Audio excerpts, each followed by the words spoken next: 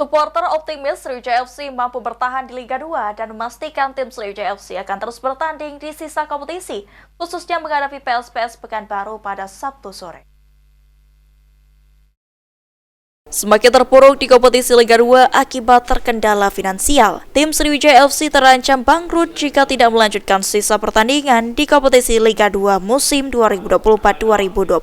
Menanggapi hal tersebut, Kusoy, supporter Sriwijaya FC mengungkapkan, Sriwijaya FC akan bangkrut apabila tidak melanjutkan kompetisi Liga 2, sehingga Kusoy memastikan tim Sriwijaya FC akan tetap bermain pada kompetisi Liga 2, khususnya menghadapi PSPS Pekanbaru pada Sabtu sore. Apabila tidak melakoni pertandingan, tim Sriwijaya FC akan mendapatkan sanksi berupa denda dan didegradasi ke Liga 3. Bahkan, para pemain Sriwijaya FC dilarang bermain di Liga Indonesia selama 2 tahun. Menurut Kusoy, supporter yang tergabung dalam aliansi pencinta Sriwijaya FC akan berusaha mencarikan sponsor dan menjalani kedekatan dengan pemerintah Sumatera Selatan untuk membantu permasalahan finansial tim Sriwijaya FC.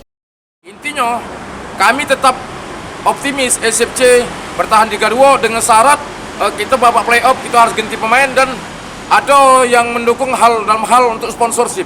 Oke. Berarti untuk di sisa 4 pertandingan ini SFC dipastikan bermain kayak?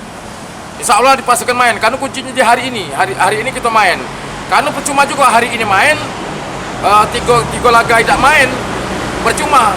Karena pemain ini yang sanksi oleh PSSI. Meski tim Laskar Wongkito tengah dihadapi dengan permasalahan finansial, Kusoy berharap tim Sriwijaya FC tetap bertahan dan tidak didegradasi ke Liga 3. Eki Saputra, PAL TV.